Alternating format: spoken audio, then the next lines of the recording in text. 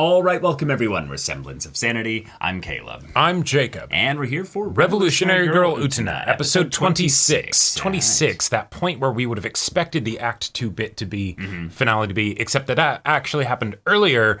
But we did have some crazy stuff happen last episode because Sanji's back and there was the whole car ride thing and a lot of open shirts, but also confirmation of what was going down between Akio and Anti. Yeah, we didn't need the confirmation, but it was there. It was really obvious and very, very overt at this point. And now it's the question of what was Anti doing? What was Anti's goal? What was the thing that she was specifically trying to set up? And how close was she to actually telling Utena about what was going on? Yeah. Anti is a fascinating character, mixed bag of stuff that we do not fully understand. Nope. But Utena certainly doesn't either. Well, no, of course not. Utena doesn't understand what, Utena's like sitting there in her art class and doesn't know how to make the color pink, for fuck's sake. Right, exactly. That's such a good example.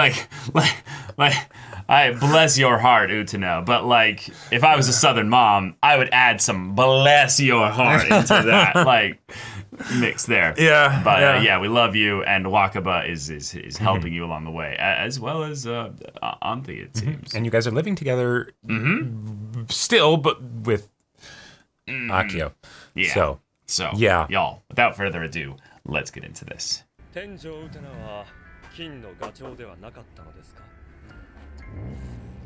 See, you just don't like how Anti's been changing as a result of Utena.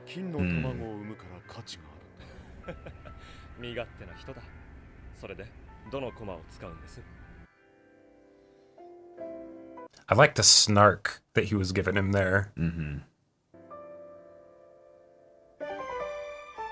Oh. Whoa. Okay. I mean, I like the idea of getting Miki focus. Musical episode? That's God, is someone gonna jump? It is the kind of thing that makes me concerned. Oh shit, yeah. Oh, okay. What is that? It's a bird's nest. It's a bird's nest, yeah. But there's nothing in it. Oh no, we just can't see them, but they're tiny little eggs. Oh shit.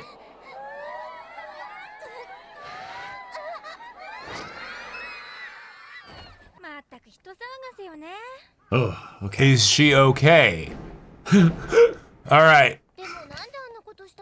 Yeah, she broke her ankle, probably.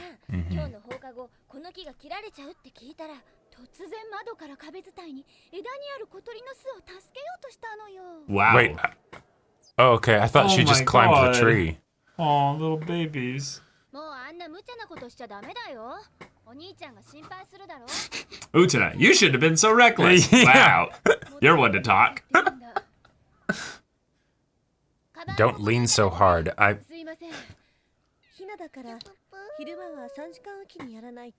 was so worried when he came out all ballooned like that he had eaten the chicks. Yeah.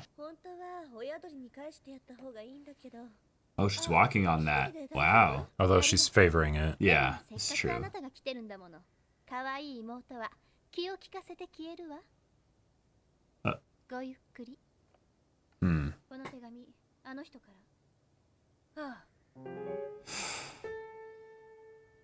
Oh.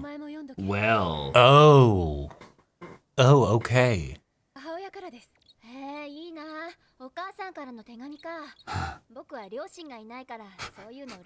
I was immaculately conceived. I don't know what that's about. Her parents died, Caleb.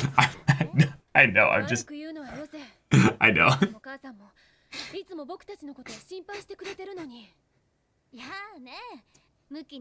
There's just so much chosen one stuff around Utena. Oh, yeah.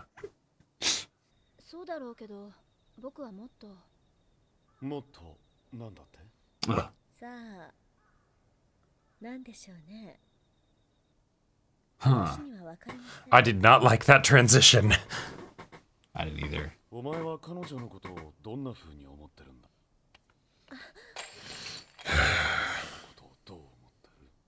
Hey, this just means he feels threatened.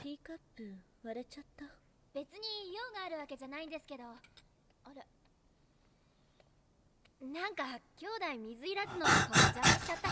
Oh my god. Oh my god.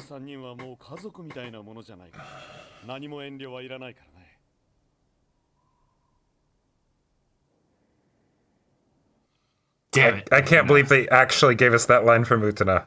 Yeah. 明夫さんってなんていうか包容力があるよね。お兄様はそうですね。確かに大人かもしれません。私の親代わりですから。親か。That doesn't make it better.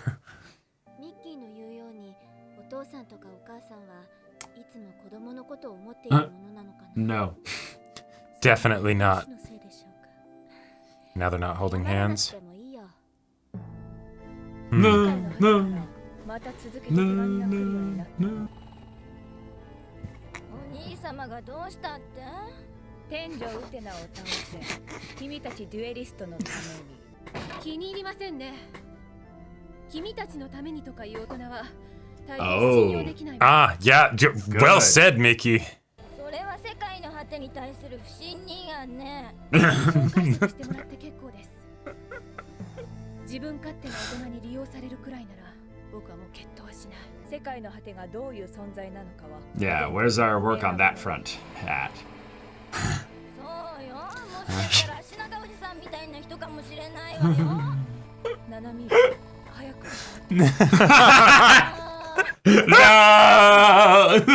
that just makes me think of that more. Oh, more. いいよ、新しいお母さんってそういうのはいいよ。父さんいいです。 What? いきなり母親だなんて厚かましいでしょ。 What? Wait, what? What?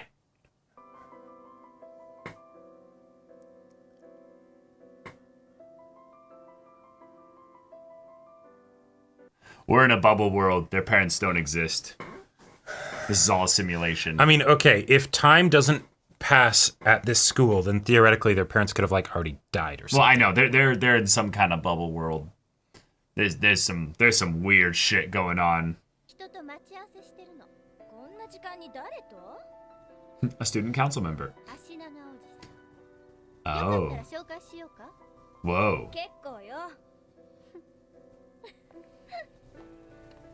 Yeah, how'd you hear about that? Oh. Right. Oh, shit. So, see, Nanami has a brother sense. Whenever someone is getting with someone else's brother, she's like... But why did she use the phrase that she... No, right, exactly. So that means that Akio knows about their conversations. The student council room is bugged. Well, I mean, the whole place is like... Yeah, who knows what's going on there. Yeah, exactly. So it's the... Why did she get told by Akio to say that? You know? Just to unsettle...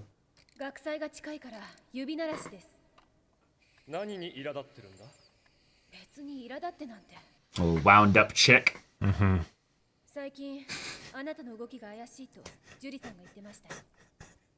Toka is such a... I'm so deep. Like... Wait, what is he leaning on?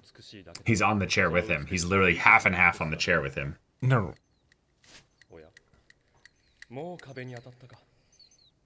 Okay.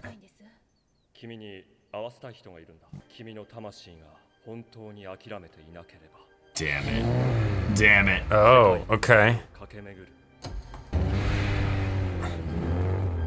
He's slowly winning them all over.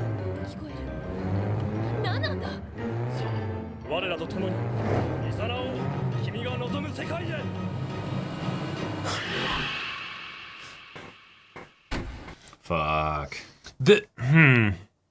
With the 3 different ways that people are being brought into duels, it feels like each one relies less on the agency of the duelist. Well, right, because that's the nature of this world. They need to revolutionize it. People are trapped.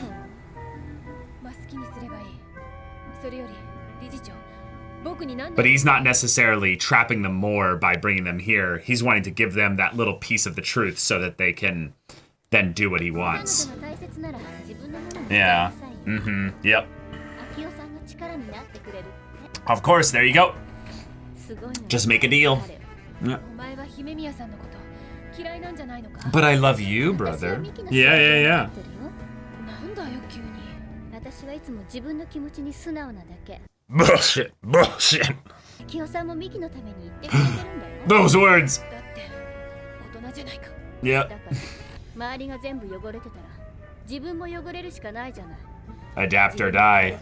欲しいものを手に入れるしかないのに。 Shit. 欲しいものって。 That's...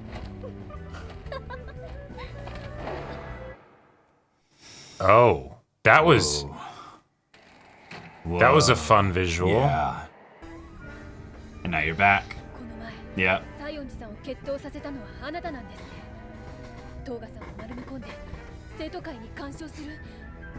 Yeah, Miki, call it out. That would be kind of wonderful if none of this shit worked on Miki. Yep. Repeats the same ritual. And nah, yeah, he's got him. もうちょっと静かに。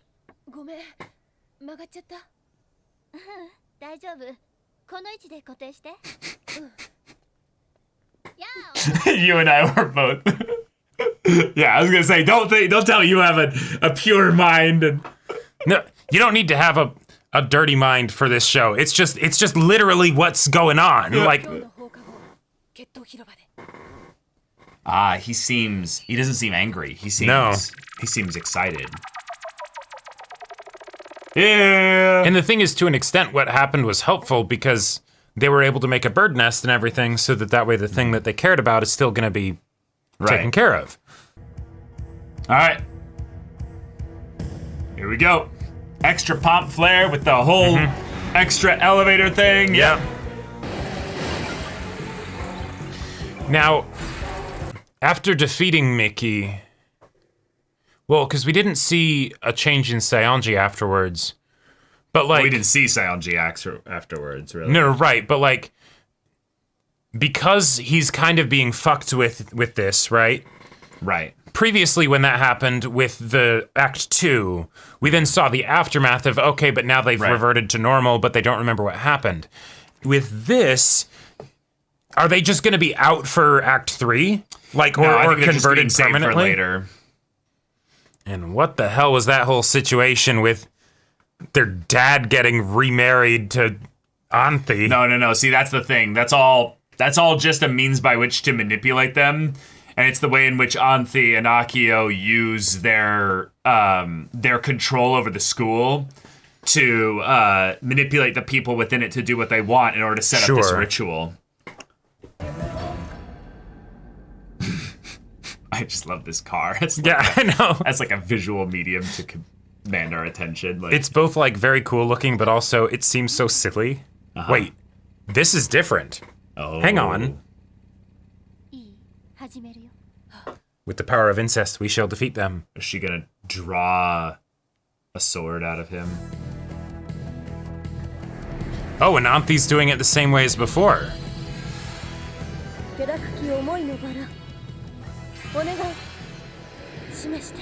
It's the same thing she did in the last episode. So maybe that wasn't what Akio was mad about, or she just doesn't care?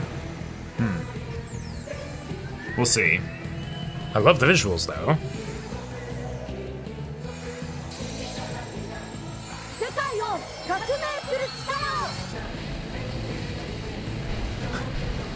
I wouldn't be surprised if one of them commented like, oh, cars again.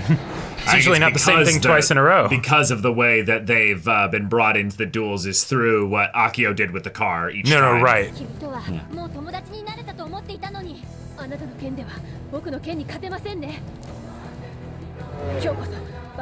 Stop! The birds and fish are interconnected! I'm sorry, sometimes the egg and the bet are cheating on each other. I'm sorry, the lyrics are way more interesting than this fight all of a sudden. Okay, they got back to being kind of normal. Oh, and Anthi's in the car now too. They actually wait. I'm so confused. Oh, here we go. Oh.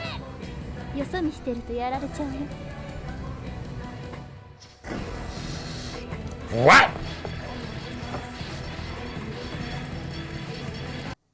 And see, Utena's seeing that. She's just so dummy thick that she just doesn't, or not dummy thick, she's just dummy that, and thick that she doesn't understand what's going on.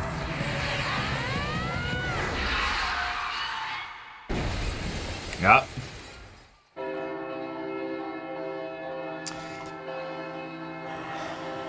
Man, you got distracted. Yeah, and Anthe's just... ミッキーが急に決闘を仕掛けてきたのはなぜなのかな。だってミッキーはもっとなんです？なんだよ。育児なし。Oh. What, because he wasn't able to focus on the duel? That, All right. Well, that is definitely more... Like, the Saionji fight in episode had the interesting aspects because it was something we hadn't seen before, right? That was the first one, yeah. It was the first one. Yeah. This one, though... The major difference really was the way in which they set up the means by which he would then be interested in a conversation with Akio later, which was the manipulation over the telephone with the parents and stuff. Right. And the letter. And I mean, the letter was already suspect a little bit because we know who sends letters. That's end of the world. Yeah. I wonder who that is. And then the idea that then this leads to a phone call where we have somebody and Mamiya, not Mamiya, Anthe. Yeah. I mean, they are the same, but it's just... Yeah. Like... Yeah, she's pulling a Mamiya again. She's pulling a Mamiya, exactly. Yeah. Now, the question is this something that Akio knows about or something he doesn't know about? No, he absolutely knows about this. No, yeah, I think, yeah. He totally absolutely knows about this. Yeah. Interesting. Okay. Yeah. Interesting. This was a very, very... Both simple and also, Yeah, like what? Yeah, because, so... I feel like it's a setup episode. It's a setup episode. The pattern held to the pattern of the previous one, but... Miki is the duelist. But Miki is the duelist. He was manipulated by his sister through Akio. Right. By Akio through his sister. Yeah, and yet, this is one of the things that I find curious about this. So... Miki is a very, reasonable person. He definitely has his flaws and his weak points, right? But, and I could be remembering this wrong because it's been so long since we really gave Miki focus, right? But I was under the impression that he had resolved the idea that, yes, I don't actually really love Anthe. It's that I love what she represents to me because of the past stuff that I haven't been able to reconcile. And I thought he had figured that out. Maybe he hadn't. See, the thing is that you never fully reconcile something like that. I think the main thing is that just because he's come a long way as a character with regards to his past and stuff, Anthe is still someone that he's attracted to, someone that he wants. And it's still the thing of where, no, my reasonable aspect is something that I've tempered my expectations with what can happen there. And then the evil genie comes along and is like, but I could give you any wish you want. Sure. And it's like, no, you wait, what? What are you talking about? And then it's like, look at what I could do. And then he shows him probably some aspect of the truth in the same way that he did with Saionji. Yeah. And then it's the, oh shit. So. Right, which is interesting because the truth that he showed in both of those instances was some way in which the people found Anthe desirable. We don't know what they were actually shown. Well, I think it's that. But the end result was that, right? Well, I think it's pretty straightforward, especially after this episode, was that they were basically told if they're engaged to you, they get ridiculous power. So, wouldn't you want the power to revolutionize the world and change your situation, get the thing that you want? You know. Well, okay, so that could totally end up being what it is with future duelists, but I think with the two that we've seen thus far, Miki likes Anthe. Right. Saionji also had this way in which he liked Anthe, even if it felt odd as to why, you know? Right, but I think Saionji's is tied into that, and that he has things that he wants, and Miki does have things that he wants, but it's the kind of thing where it's not just so straightforward as, he actually does kind of have a little bit of an Anthe crush as well. Right. And I do think Saionji also has a little bit of a an auntie crush, even if his is more based in possessiveness, or the I'm too in the closet to realize that I have feelings for Toga, and so like yeah, we get into the mess that is Saionji, but that's not this episode, right? But yeah, so for this, with all of the stuff that they got into with Miki and the way in which this sets up the pattern with regards to the new way that the duels will happen, because with the previous bit with Saionji didn't seem like the kind of person that would necessarily need a lot of convincing, because we were still getting reintroduced to him as a person. True. Since he came back after a long time away, and so who is this guy, right? Who is this guy? The old Saionji, I wouldn't expect would need a lot of convincing exactly to go and do this, right? But he did. But he did. And now Miki also, by extension, would need a lot of convincing, yeah. And yet there was no, like, maybe we're supposed to assume that there's a similar situation to previously where they can't remember what happened while they were under the influence or whatever. I don't think that's particularly important. I think the main thing is to why they would want to do the duel at all. We can figure out how they resolve the things to what comes about as a character, resolution later, especially because we only saw like 2 seconds really with Miki after the fight anyway, and he barely said anything. Yeah, and but why does Akio's showing them something or revealing to them who he is give them suddenly the okay, I'll do the duel, because I don't think it's a thing that removes their agency. I think that's the part that we kind of are misjudging a bit here, is that when they're brought to the car, they've already been manipulated enough that they're intrigued to be open to whatever Akio's going to offer them. They're playing to the rules of his game, and so he can dictate how it goes. Well, he can dictate how it brings them up to this point. But once they then see what he presents, I think that's where then they're not necessarily being like dominated or brainwashed. It's the genie wish kind of a thing where whatever Wouldn't it is you that really you want this. Right, exactly. It's not that he can make it so that they want what he wants. Right. It's the I can make it so that whatever I am offering, I can make it so that it will convince anyone that it will give them that thing that they desire. They believe, based on what I show them, that I have the ability to give them what they want. Right, if they work with me. Yeah. And that's I think what makes Kozue so interesting in this episode, because she's kind of the echo of Akio in this by kind of asking him the questions of, don't you understand? Like, if you're going to be the one that kind of shuts yourself off from the impure world around you, you just won't get what you want. You'll have a way that you can stand above it all and maybe look down on us, but don't you have desire? Don't you have something that makes you you? And that's true. This episode did start with Kozue literally taking the leap for the thing that she desired, that other people couldn't understand. True. Right? Mm-hmm. And so I really like that. Mm-hmm. The idea that she probably, even though it wasn't shown, she probably, well, not necessarily. I was going to say she probably went on a similar car ride and got manipulated that way, but it might also just be that Akio did his like in-person magic without that. But he ended up getting to her.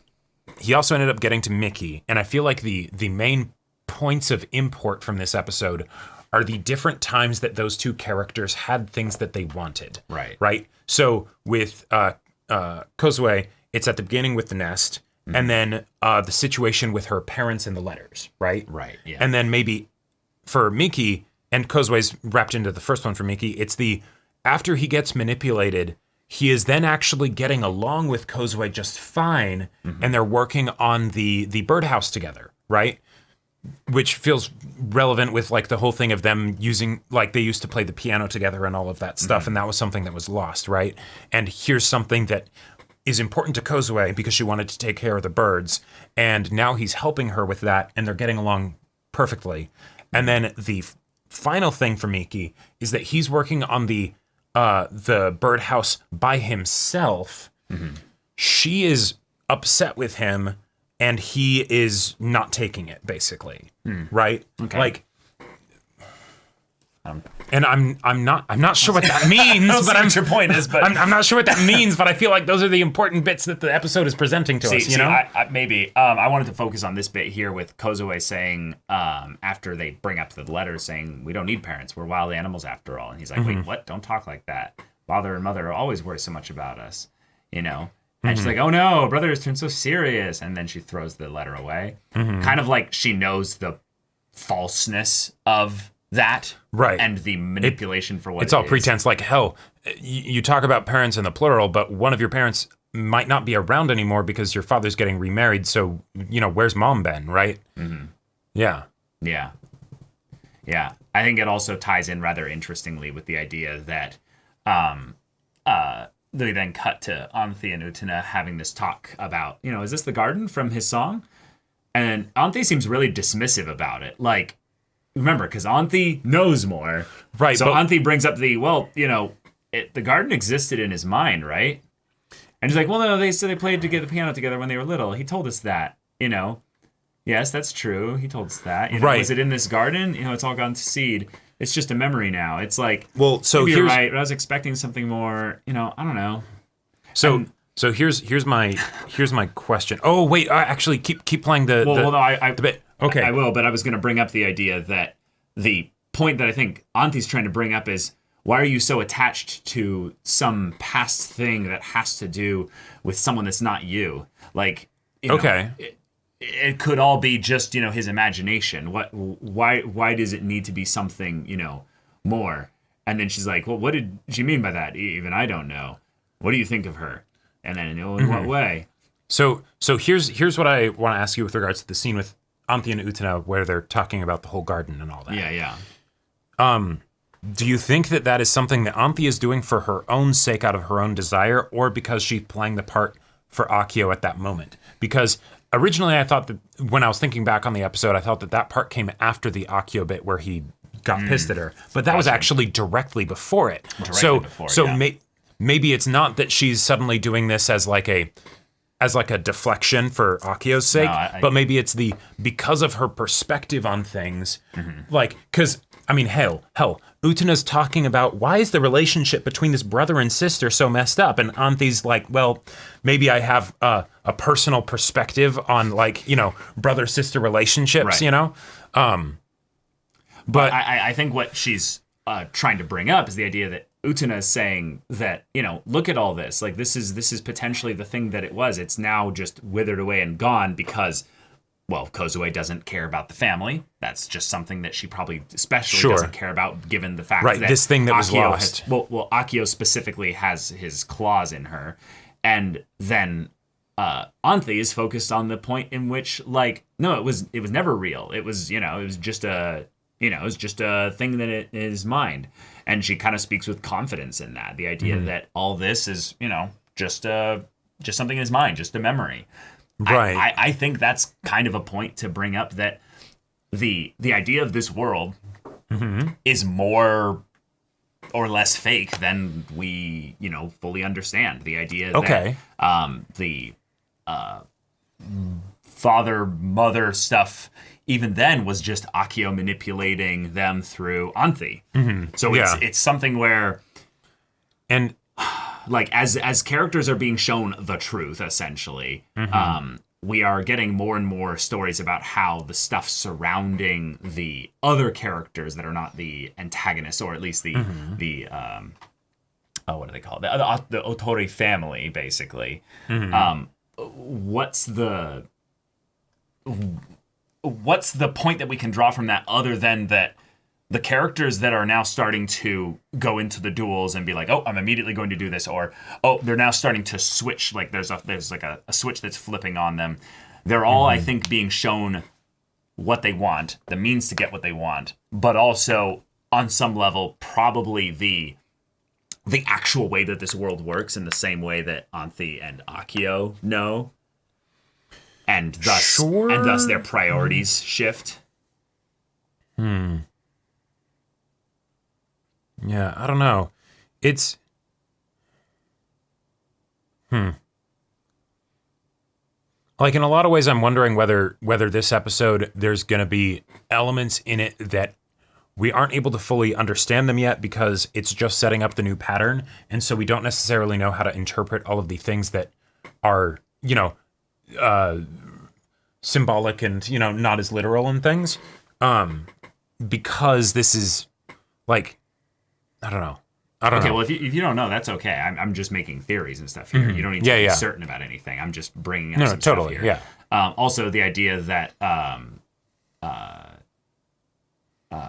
Kozue brings up the wild animals thing a second time, and then you know that this show loves repetition because you gotta find ways to repeat the visuals to stretch our visual side of things as much as possible. But the idea that she also just heals quickly from that thing that just happened literally like a day ago, I think still also bringing up the idea that she's tapped into the reality of this world and knows how to benefit from it. That's just a small little thing that's just thrown in there. It. Also, anyone in close proximity to Akio has, the ability to basically have some kind of benefit or blessing or dark blessing of his. In so here's my question for you. Since that bit there at night was when we first get it established that Akio is, has his claws in her, right? Do you think that's something where that had been going on for a long time? Yes. Or, because the vibe that I got was that it was, she had all of this stuff that was concerning for her that we're seeing before then in the episode, and that allowed Akio to predate on her. No, I think she's been taken by him for a while. Okay. The idea of the wild animals thing being something that was brought up immediately in the beginning stuff, and using that as the connecting point to this scene shows that, I think, in its entirety. All right. And then Toga being here in the scene where he then brings up the Miki. Both times that Miki has been convinced to duel Utena, it has been because Toga manipulated him in this very room. With this piano, with the way in which he kind of just shoves his way into his situation, the way he sits on the chair. There's something passive about Miki that's almost sad in the way that he just kind of bends over for Toga? For Toga, yeah. Maybe. But I don't know. God, I really feel for Miki here, because there's an element of him being reasonable, but the idea that it's not even really Akio doing the manipulating here. It's all it is just his sister just kind of talking to him and asking him some questions, Yeah. And that's all it is. Like, other than the bit at the end where he does his little ritual of acceleration and then jumping on the hood and all that. It did seem rather funny that his sister specifically was talking about being honest with her feelings. Yeah. It's like, that's your defining characteristic has been that's not how you are. Like, yeah. And then they have the whole joke with the birdhouse and stuff, and that was hilarious. But then you have the Utena comes in and says something. Megan, that's Fox. I wonder if their parents will come back. And then it just cuts to them looking like, bitch, did you just say that out loud? And it's almost like, yep, that's it. I'm gonna duel her. Like, what's wrong? Hey, you can't really get upset with Utena making jokes about parents being gone because, What even are parents at this point? Yeah. Yeah. Everyone is. Well, maybe they're everyone Akio is because sired by Akio and Utena. Auntie said that Not he was Utena, more like a father. Fucking Auntie. I am mixing the fucking names up today. What the hell? Oh my god. Oh boy. Yeah. I am excited to see this repetition start to get even more honed in on what they want to be the ritual of these new sequence of duels, but then finding out what parts get deviated by Auntie's character through the focus there, because Akio's getting more and more pissed with her, which is good, because that means she's doing more and more in general in the winning story. Kind of, yeah. Yes, there's also more and more moments where the characters themselves are being like, Auntie is acting a little differently, right? And I'm excited for that. One of the other things that I thought was weird, and because, the environments for the duels, right? Most of the time, I don't give them too much thought. It's there for, like, thematic symbolism with regards to the characters that are the duelists and all that stuff, right? And so it's just, it's for us, the audience. But in this one, not only was it the same as the previous one, which is interesting, given that the car was the thing that made them all, come here in the first place, but then, two, the fact that we had a second person here as the sort of mirror Rose Bride. They were both in the car as it's driving in a physically impossible kind of way around the track. Well, we already saw it driving around that way in the previous episode. Okay, no, right. But that, in the previous episode, though, because there wasn't anyone in it, it very much seemed to me like I don't think there was. I don't think Anthi was in the car. Wasn't Anthi in the car? We could go back and check. But that, even then, if it's just Anthi in the car, that's one thing because that could still be tied into the symbolism. But given that they had actual things happening in the car in this episode that were very relevant to the fight, and you had the duelists being distracted by the things that were happening in this, right? That's making me feel like I need to recontextualize all of the environmental bits that we get here because it's no longer just a thematic element. It is actually being utilized in the episode, even though we then have Anthi just pop back to outside of the vehicle like she was never there in the first place. So, yeah, Utena gets weird, and I feel like it's getting weirder. But, yeah. All right, cool. But yeah, y'all, thank you so much for watching this episode's reaction and discussion. If you want to see the next episode's reaction and discussion right now, though, go check out the link in the description below for our Patreon. You can get an early access there. You can watch full-length timer reactions there. And all this comes with Discord access, so you can chat with us in the community there about this show, about anime in general. And also be sure to check out my Persona 5 Roll Let's Play on Twitch. And if any of that interests you, we'll see you there. But until then, we're Semblance of Sanity. I'm Caleb. I'm Jacob. And we'll see you all next time.